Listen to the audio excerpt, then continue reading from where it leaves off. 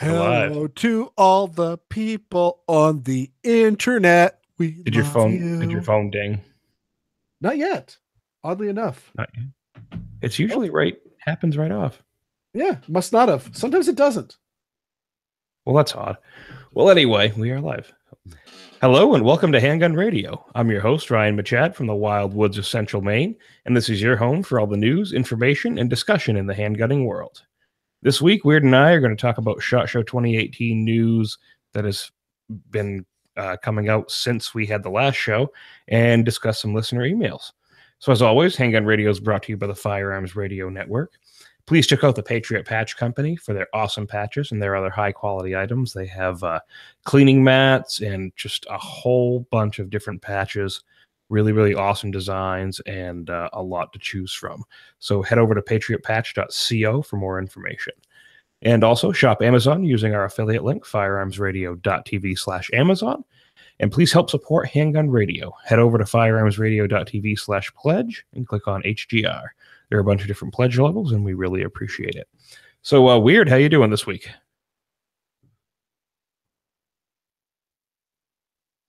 Weird. You're muted. I was typing stuff. Sorry. Hi, how you doing, Ryan? Oh, see. Okay, Weird's here.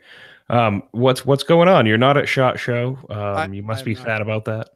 I'm not sad about that, but I think we should do it next year. Should we do it next year?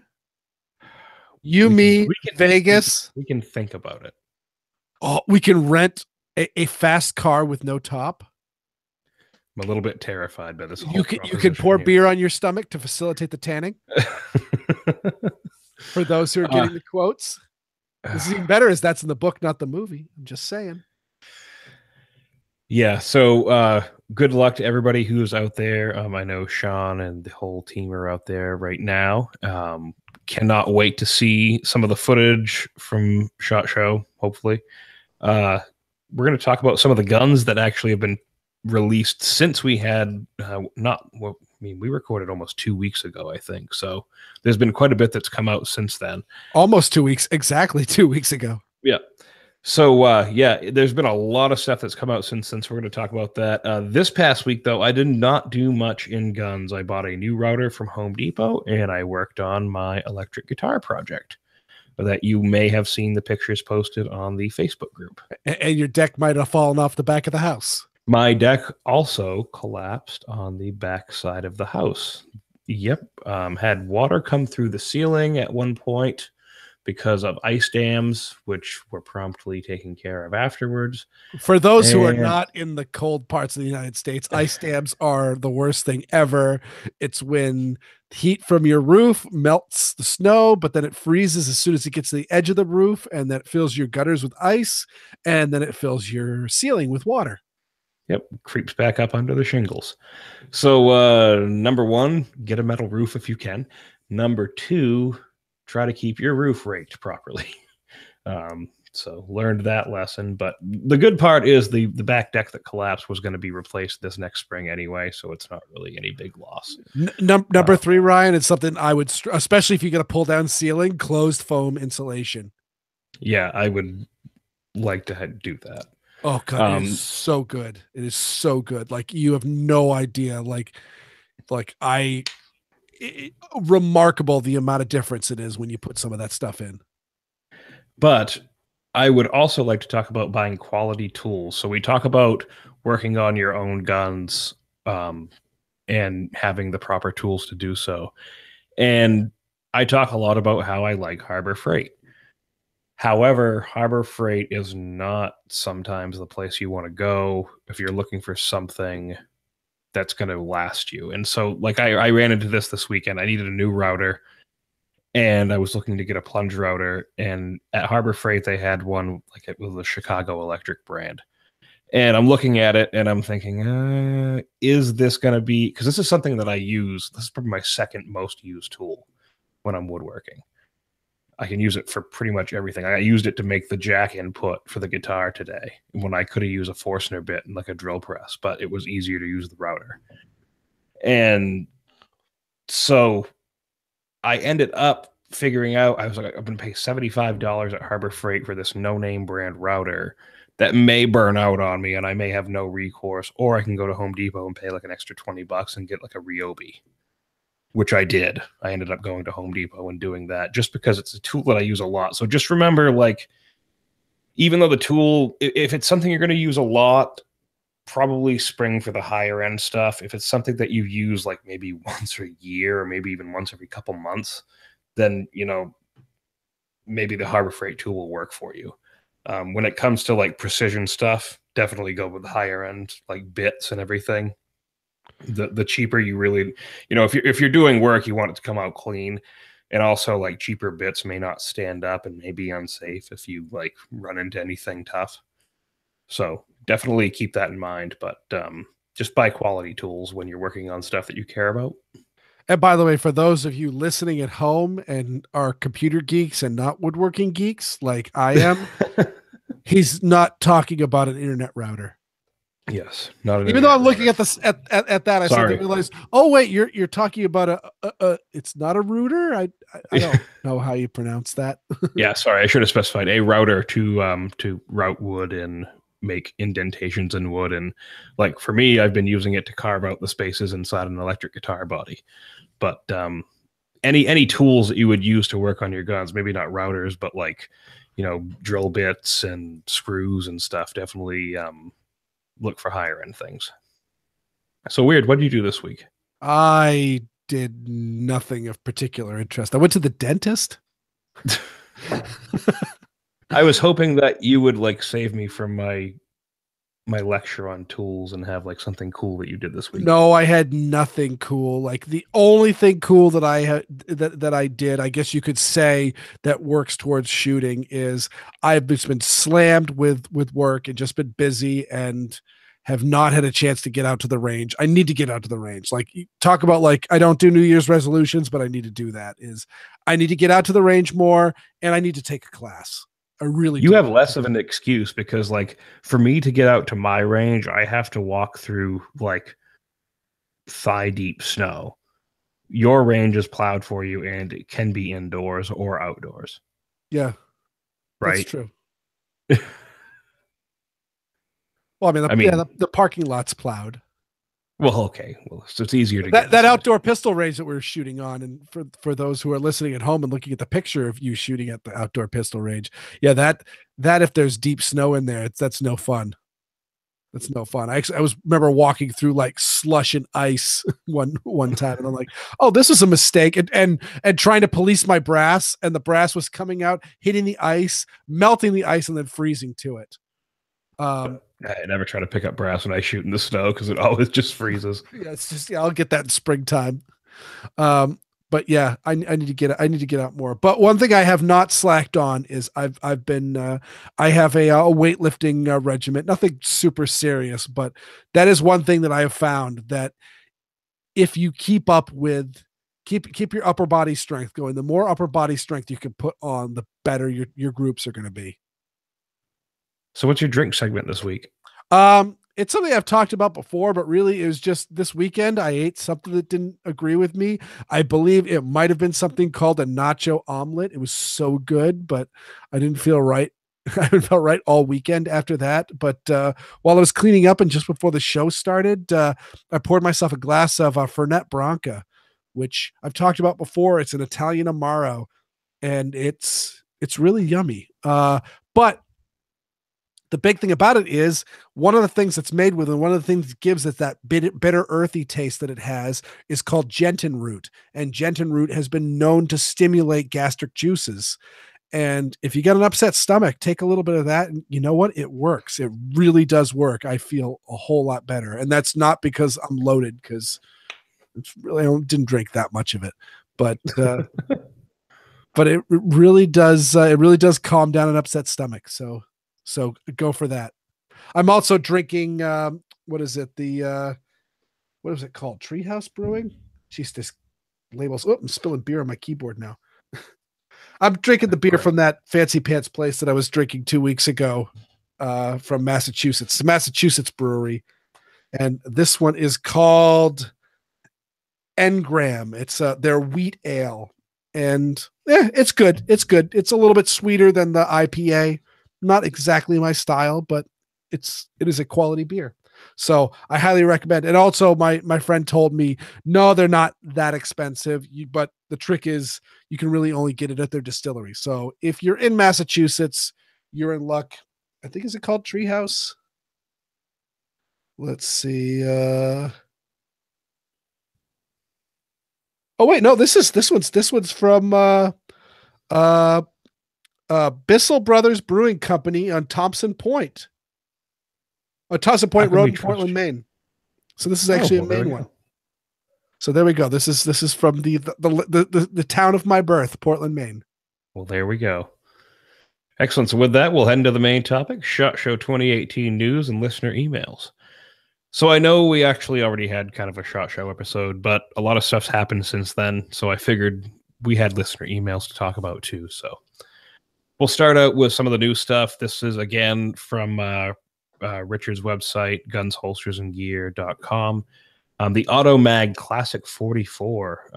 No, when we say the Automag, it's a Automag Limited Corporation announced it was now shipping the Classic 44 pistol. The initial pistols are the 44 AMP Founders Edition guns with the 8.5-inch barrel. The run of this pistol is limited to 77 units, and the second run is already in production. The second run of Automag pistols is open to pre-order between $3,495 and $3,795, and will be delivered within 60 days. These are the, think of, what is it, the Dirty Harry Sided Impact, the kind of swept back looking pistol. That also, what was it, Beverly Hills Cop 2? Yes. They had that in the movie as well. And MP5's in 44 Automag, believe it or not. I'm going to go with not. Yeah, it was everything, and then what's his face made the rounds. Yep. But yeah, so that gun is being reintroduced. I would love to be at SHOT Show and actually see these guns. I wonder if they'll be at NRA show. I want to know if they work, because that's one of the big problems you've got with these like long action guns is, when you put those really, really long cartridges in a semi-auto, they're often finicky. And actually I don't have a whole lot of experience with auto mags. Yeah, neither do I. Did you see Ian shooting the backup gun match with the 45 Win Mag Wildy? No, I haven't had a chance to see that yet. Oh God, you've got to watch it. Needless to say, the Wildy didn't work super duper well. Ian thinks it might have been the ammo. So then also we have the DRD Pharaoh Glock. Ugh. So what do you think of this, Weird? What is it first? Describe it to people. It is like, take someone that took a piece of steel and milled it. I believe it's milled it into the shape of a Glock receiver. So it's like a polymer Glock, but it's like if somebody like Medusa looked at a Glock and instead of turning it to stone, turned it to steel. And on top of that, made all the wrong aesthetic choices and made it really, really ugly. It looks like somebody tried to cast a Glock keychain, like little tiny keychain thing. Yeah. Out of die cast or something. And like, that's what would come up with. And yeah, I don't know. It is really ugly. And I'll reserve judgment. I would like to get one in my hands just to see. But I gotta say, I don't get it. I don't get it. Like, okay, I'm a 1911 guy. I like Smith & Wesson revolvers. I get steel frame guns. But at the same time, when it comes to, like, if somebody tells me, oh, hey, Weird, guns, I'm thinking about buying one. What should I look at? I always direct them to the striker fired polymer frame guns, because it's just such a foolproof design, really, is the best way to put it. Is polymer frame guns is their, if you shoot a Glock or any polymer frame full-size gun, it's going to recoil as if it is made of steel, but it's going to weigh like it's made of aluminum.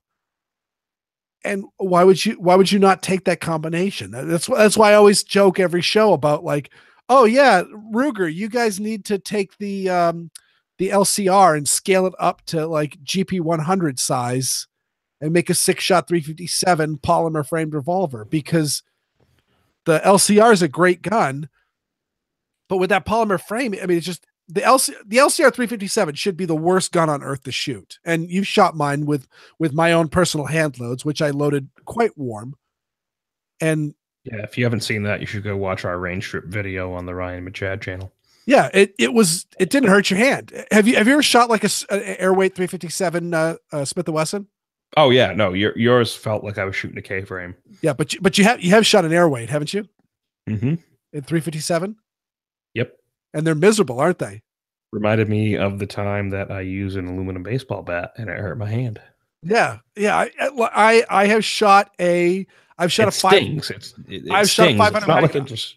Yeah, I haven't shot one of the like the 2-inch 500 magnums that don't have the break on it. Like I've only shot like the 4-inch ones, but 500 Magnum, you hear, everyone say, oh, that's like, that gun's just an absolute, miserable recoiling gun. No. The scandium framed 357 Smith & Wessons is by far the hardest recoiling pistols you can shoot. They're just miserable. But at the same time, a little bit exhilarating. I won't lie. I wasn't hugged enough when I was little. But and so I kind of expected like, all right, worst case scenario, when I buy this 357 LCR, because I'd never shot one before I bought mine. But I said, I'll buy it, and worst case scenario, I'll load it up with 38 plus Ps. And so I'll have that LCR and, 38, which I think is still nicer than my Smith & Wesson 642. And I can load it with 357s when I feel like, doing something silly. And I loaded up with 357s and it wasn't that bad.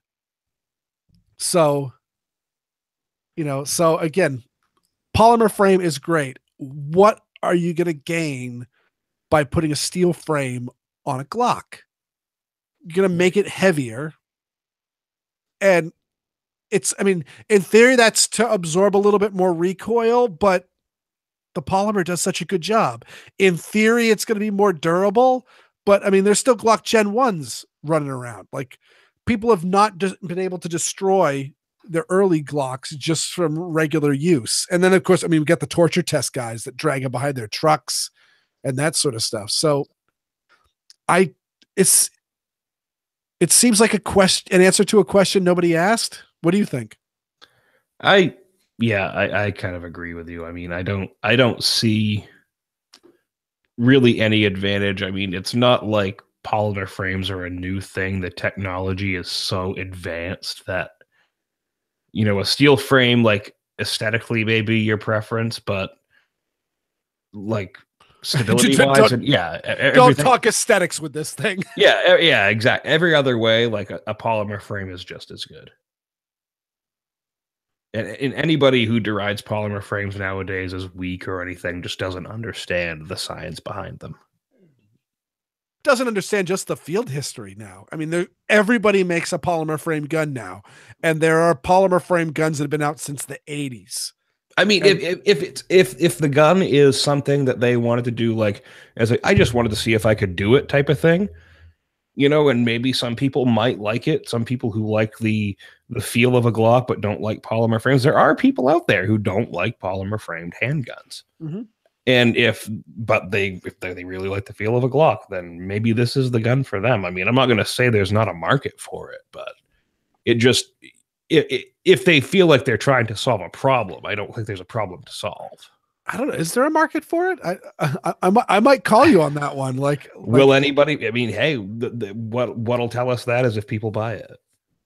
I think you can find somebody for anything, but I don't think you're going to see these flying off the shelves. That's my prediction. I can't say I expect to see it at my local gun shop, but you have custom makers doing stuff all the time.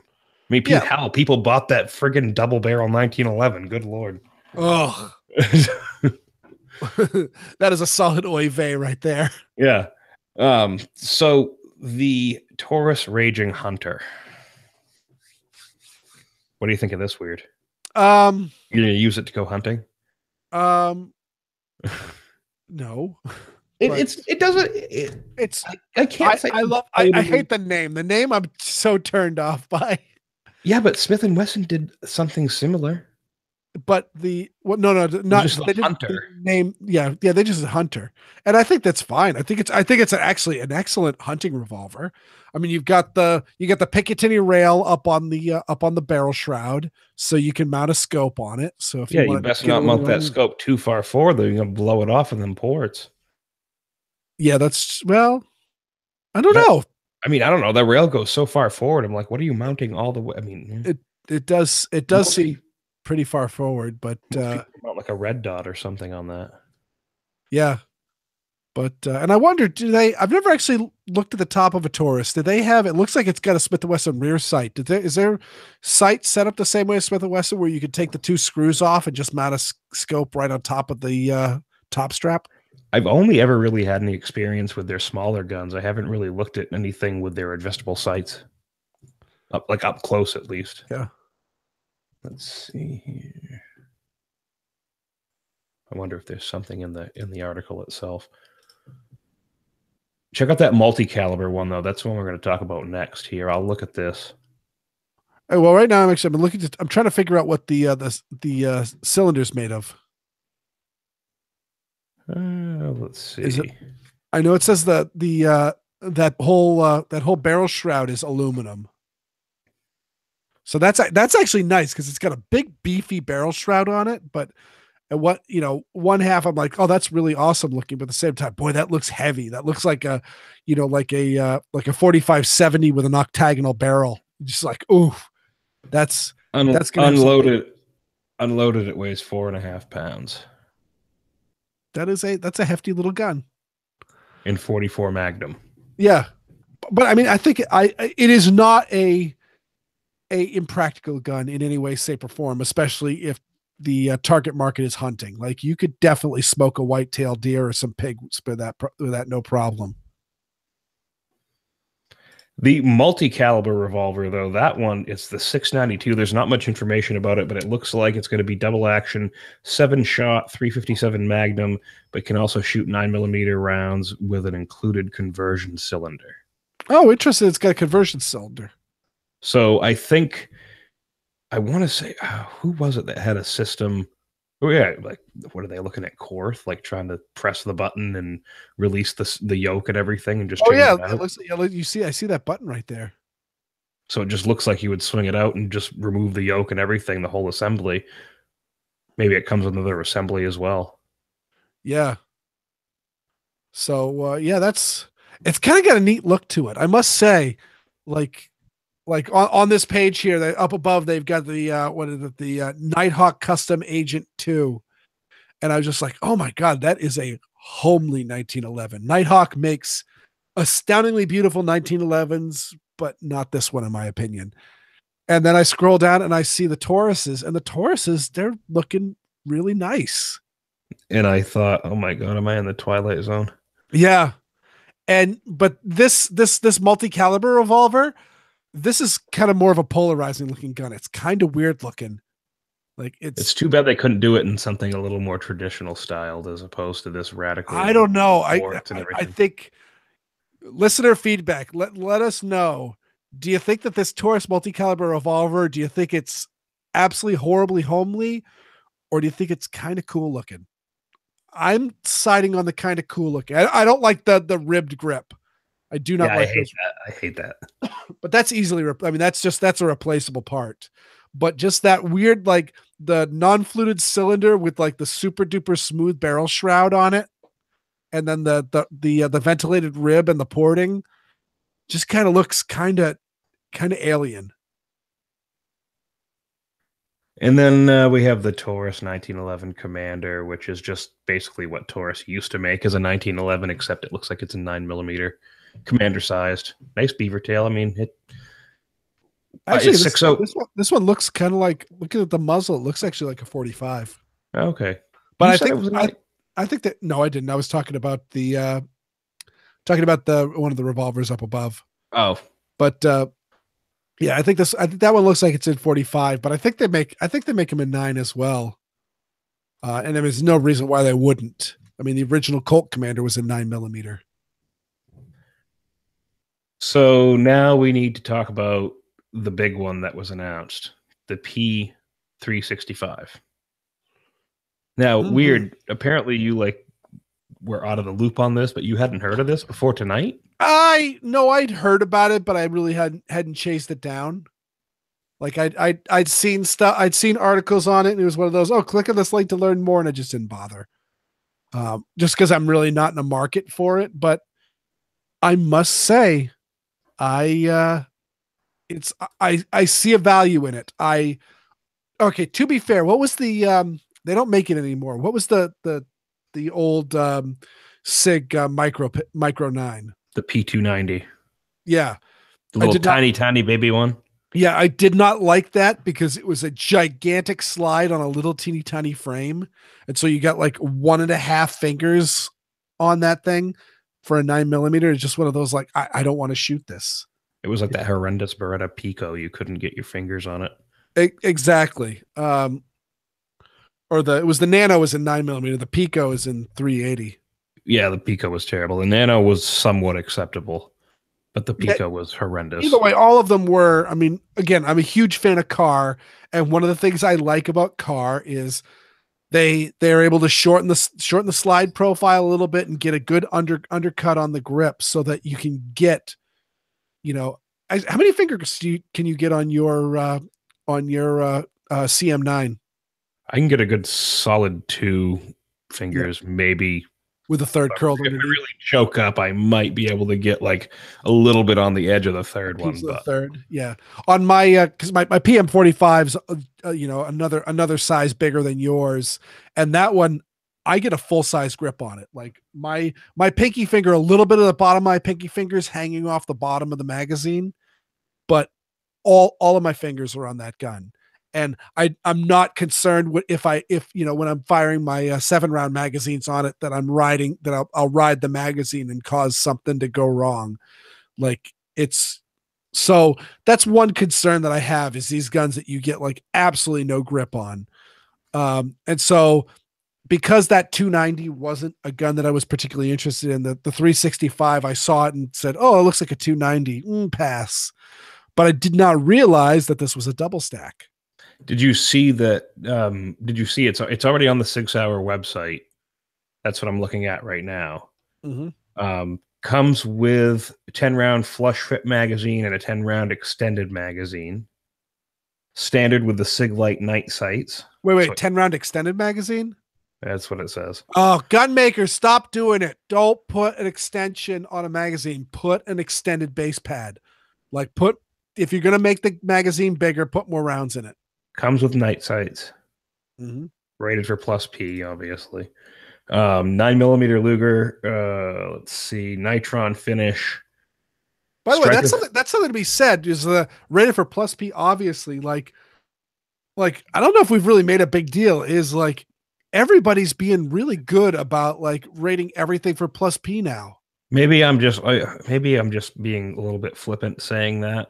But I just kind of always assume that any like modern, really reputable brand gun is rated for plus P. They really are. You're 100% correct on that, but it didn't always used to be that way. Like I was solidly gonna be. I mean, I shoot 45 plus Ps out of my 1911.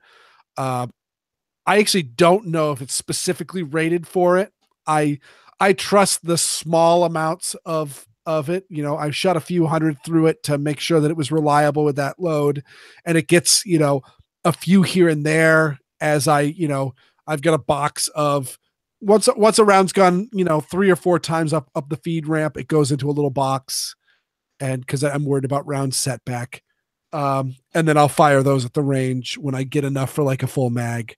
But for a 1911, it's one of those, it's, stainless steel and scandium frame. I'll take my chances. It's a 1911, but when I was getting my PM45, I was definitely like, I might have to start shopping around for some, standard pressure defensive ammo, because this is a micro 45 polymer framed striker fired gun. I'm concerned. And went on Carr's website, rated for plus P. Really? Oh, all of Carr's guns are rated for plus P. And really these days, everybody that's putting out, a gun seems to be making it rated for plus P, and that's awesome. So we also have a 3.1 inch barrel, overall length 5.8 inches, overall width 1.06 inches, height of 4.3 inches, and a weight of 17.8 ounces. So just a little over a pound. Yeah. And an MSRP of $5.99 for a Sig. That's reasonable. With 2 mags. Yeah. And again, I like this. It's essentially a Glock 26, but it's smaller than a Glock 26. And there, right there, an optional 12-round extended magazine allows you to bring the total capacity to 13 rounds with a +1. Because I have taken my my Smith & Wesson M&P compact, the 1.0, so the really compact, the super small one, and I have put it in the pocket of my jeans. I haven't carried it that way. I don't have a pocket holster for it and all that, but I just took it unloaded, just said, oh, well, this fit in the front pocket of my jeans. And you know what? It does. It's a little bit big and it's a little bit wide for that, but it fits. And the same thing I bet could be said about a Glock 26, is that's a little bit smaller than the Smith & Wesson compact that I have. But at the same time, might be a little bit big for most pockets. This right here is solidly a pocket gun, giving you 10+1. And I wonder if it's like the Kel-Tec P11. Like, that's one thing that gets me thinking about. And I kind of, a lot of companies have taken, like Ruger specifically with their LC9 has taken the Kel-Tec P3AT and kind of made it a gun that's, a little bit better quality in every gun shop. So a shield is 0.95 inches wide, and this is 1.06 inches wide, but you're getting double stack capacity. That's That's awesome. I think you can, if this gun does prove reliable, which I'm sure it will, I bet you will see this take over a lot of like the police backup gun market, especially if the cop is already carrying SIGs. Yep. Like, he's going to naturally gravitate towards the same brand generally.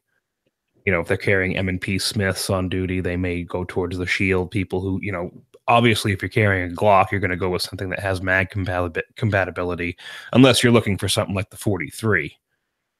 Like a little bit smaller than that, but a lot of cops I know will carry the 26 or the 27 that's or something. One of the strikes I think against the Glock 43 and the Smith & Wesson Shield is that and also a little bit of a disappointment that I have for Smith. I totally stand by Smith & Wesson with their choice of making the 2.0 compact a 15+1 with a 4-inch barrel instead of the 12+1 with a, I think, a 3.5, I think, is in the old M&P compact, but the Shield and the Glock and the Glock 43, they don't have magazine interchangeability, but the Glock 26 and the old, I guess you could say subcompact M&P compact, they were small backup gun sized guns, but you could take the 17 round magazines, or even better is they make like +5 base pads for those things that I've heard good things about. You could put like these gigantic magazines, in your, tucked somewhere in a pocket or, in a mag carrier somewhere. And really, a gigantic magazine is so much easier to conceal than a full-size pistol. And I love the idea that I've got a little teeny tiny gun because I need to hide my gun for whatever, I need a smaller gun for whatever reason I've got. But when that gun runs dry, I'm reloading it with a gigantic magazine. That takes not all, but it takes a little bit of the sting out of a tiny gun. All right, so we'll move into the listener emails now. This first one is from listener Thierry, and he was discussing that he had a Smith & Wesson 396 Nightguard, because we had been talking about 44 Special, I believe, last episode. And it was an L frame 44 Special with a scandium frame with the XS standard dot front sight and cylinder and slide rear sight. I put a link there in the show notes for you, Weird, to check this out, but it looks real nice. I gotta say, I do like these Nightguard guns. I kind of wish they still made them. I love the Nightguard guns, and 44 Special is oh no, this one's 44 mag. Oh, this one, okay, so this was the 329. Is that? Yeah, this is a 396. Okay, but similar concept. Yeah, but those Nightguard guns, I think they did them in 10 millimeter too. There it is. I think they did do one in 10 millimeter. At the 310. Where'd the show notes go? There it is. Model 310 Nightguard. It's the 396. Yeah, that's a. Actually, I like the 396 even better than the 329. Oh my god, yeah, I love the. Man, that looks great. That is a great looking gun. And 44 Special, again, super. I'm not in love with it. It's not like Michael Bain. If you listen to his podcast, he is in love with 44 Special. But no matter how you feel about it, it's no slouch of a round. It's just a big old heavy round going super duper duper slow. There's nothing wrong with that. That's a good combination. Be fun and easy to reload too. Yeah. Yeah. No, that is a cool gun. What's heaps of trail boss. What's the frame on that? Is that a stainless steel cylinder scandium alloy frame? Okay, so it's a scandium frame. See, that's also 44 Special is a great load for a scandium frame because again, super duper slow moving heavy bullets, so much easier to control than something that's like hot and fast. So the next one, this is from listener Spencer. Why no love for the LCR and 9mm? I'm kind of surprised you guys skipped over comparing the 986 with the LCR and 9mm. So this was from a while back. Sure, the Smith & Wesson is pretty, but the Ruger will run nickel-plated self-defense ammo in it all day long without having to use moon clips. Plus, it's available as either double-action only or double-action single-action, and will probably be out in the 3-inch version fairly soon as well. LCR is also a much more comfortable revolver to shoot than any steel snubby. I agree with that. I 100% agree with that. And the trigger on the Performance Center Smiths, while nice, just isn't as consistent as the stock LCR trigger. To me, a self-defense gun should have a fairly high pull weight, and the Ruger does, but it's so smooth it's not a problem. All Smith can really do is lower the weight. And of course, there's the price. For what the 9mm Smith snubby costs, you could have 2 LCRs and a whole bunch of moon clips on top. That's the big one I wanted to get into. Is I don't know if I can agree with the Performance Center trigger. Every Performance Center trigger I've pulled has been really, really nice, and I would actually say is definitely competing with LCRs. The LCRs that I've shot have had some variation in the triggers because they're production guns. But at the same time, for the price that a Performance Center Smith goes for, LCR is a no-brainer. They're so cheap. And I will say the only reason why I haven't given more love to the 9mm LCR is, number one, I don't have one. I've got a 22 and I've got a 357. And two, I'm a bit of a weirdo. Is I like pistol calibers in pistols and I like revolver calibers in revolvers. So that's just where I stand. It's fine. I mean, Ryan, I think you've got a little bit less of a bias against 9mm revolvers. So why don't you chime in for this? I like them. I mean, I've done more shooting with a single action with one of those Ruger convertibles than I have with anything else. I would really love to have an LCR and 9mm, to be honest with you, because I have no problem buying Tula ammo by the case and shooting steel ammo and everything I own. Mm-hmm. And I would love, I mean, like I like reloading for my revolvers, and I do often in the 38 special with Trail Boss and stuff. But it would be great to just grab 4 boxes of 9mm and go out to the range and just blast away. Yep. Rather than having to be like, oh, did I reload enough 38? Am I going to have enough for this range trip? I mean, like I said, I'm only doing it on a single stage press. It's not something I'm doing huge volumes of like some people are. And that's also a nice, that's a nice thing about, that's certainly one angle is cheapness is you can, I mean, the big issue with the really, really cheap ammo is consistency.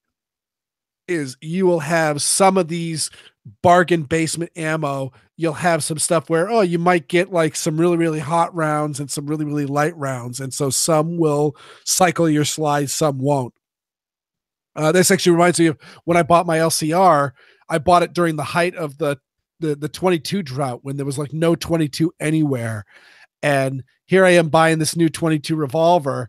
And the guy kind of looks at me slyly and says, "You want some 22?"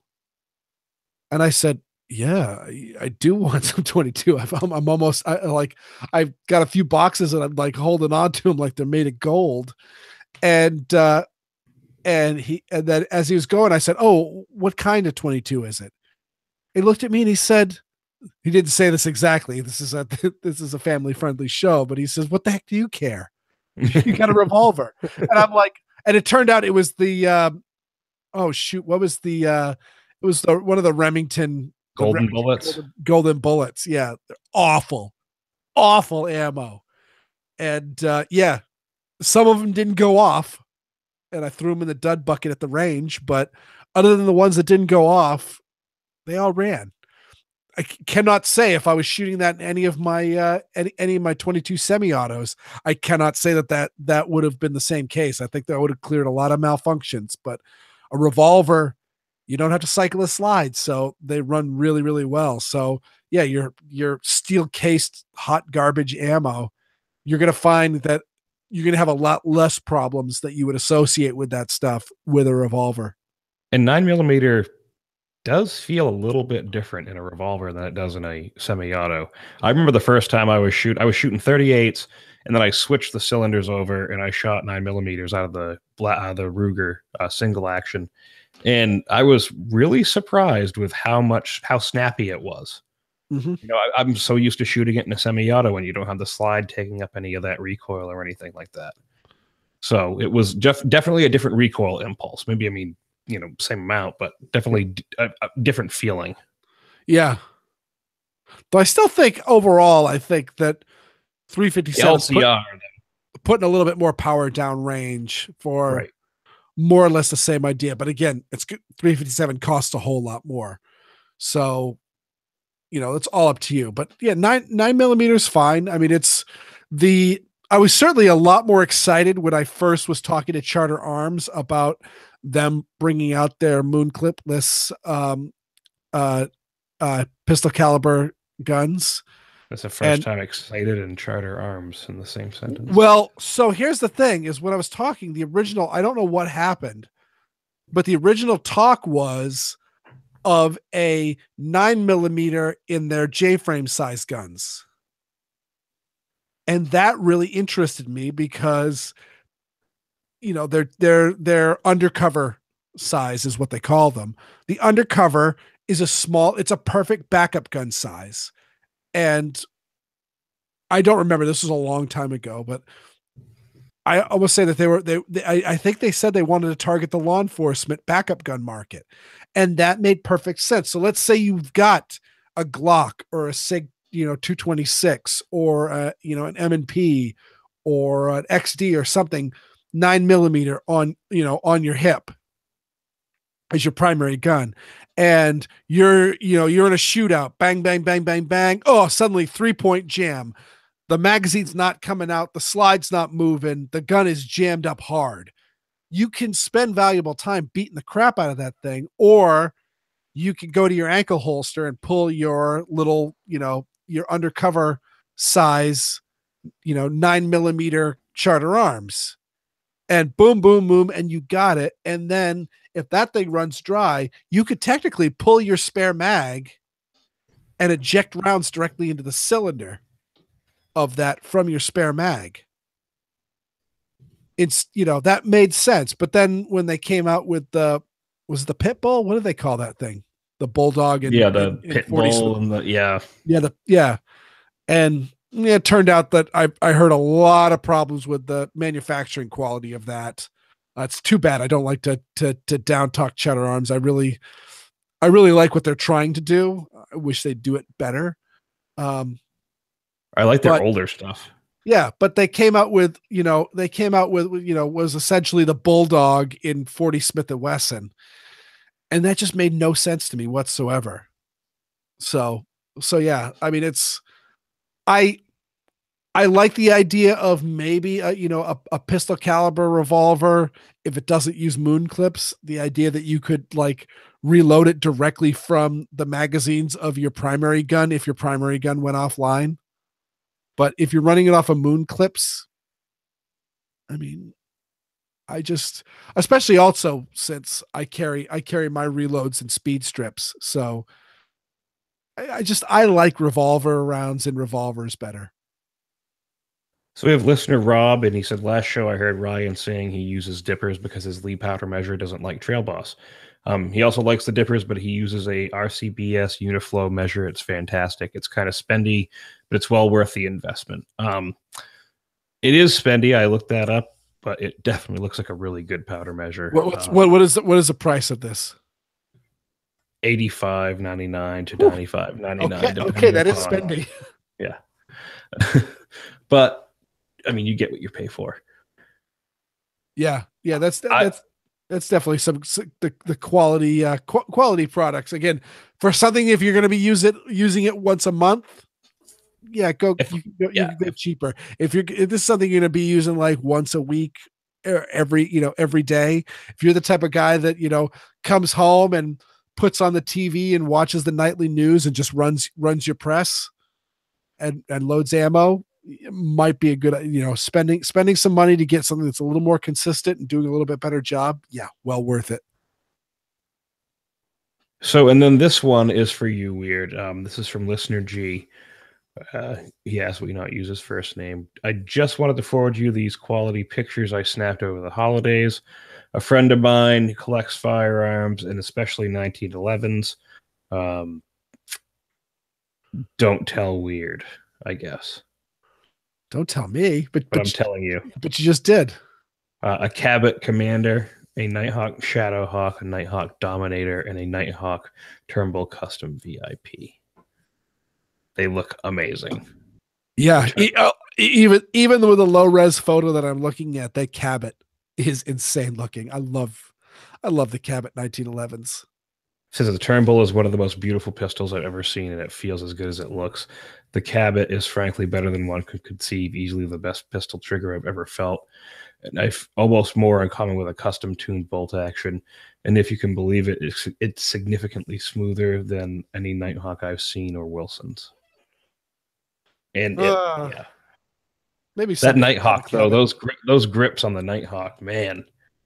Yes, those the wood grips on the Nighthawk are outstanding. Yeah, the figuring is phenomenal. Yeah, that's really awesome. Thank you for sending those in, and we do appreciate it. You can send any listener emails, feedback to handgunradio@gmail.com. Also, by the way, for that Nighthawk, I really do like the two-tone look, but just one suggestion, maybe swap out the stainless, or I think there's probably the stainless slide stop and safety lever for a black one. And maybe the beaver tail. I like the small parts on 1911s to be contrasting. So with that, we'll head into the wrap-up section and close out the show. Oh, wait, I just scrolled down. There's the high-res ones. Oh, that Cabot looks so good. Don't forget to shop Brownells using our affiliate link. Head over to firearmsradio.tv and click the affiliate link in the upper right-hand corner. Be sure to go to like Handgun Radio on Facebook and share it with your friends. We post a lot of stuff over there all the time, so definitely go over and like the Facebook page. Leave us a review on iTunes and listen to all the great shows on the Firearms Radio Network. We Like Shooting is going to be out at SHOT Show all this week. There's a listener meetup, the Grizzly Targets listener meetup. Oh, I should have put this in the show notes. I'll look this up here. Listener meetup at SHOT Show. January 24th at 17:30. What time is that? Weird. Quick. What, 7:30? 17:30. Oh, that's geez, I got like a couple drinks in me. This is well, lots of people are going. They're going to be recording live. That's 7 o'clock at night. No. That's 6 o'clock. There we go. Hanging out with listeners and industry friends. Grizzly Targets is hosting. They'll be at Bugsy's Bar, and once 8:39 p.m. rolls around, they'll all figure out where to go from there. So should be a good show. Definitely try to attend if you are going to be at SHOT Show. Be sure to visit the Firearms Insider and for reviews and more awesome content, and be sure to check out the Firearms Radio Network on YouTube. And Weird, thank you again, as always, for coming on the show. And where can people find you? You can find me at my blog, which is weirdworld.com. You can also listen to me on the Squirrel Report. Excellent. There are links to those in the show notes. So again, Weird, thanks a lot. Yeah, it's always fun. I love the show. This is a good time. And I love listener emails. Send more emails. I love it. I love listening to listener feedback. Yes, we enjoy getting them, and we enjoy talking about them on the show. So until next week, have fun and safe shooting.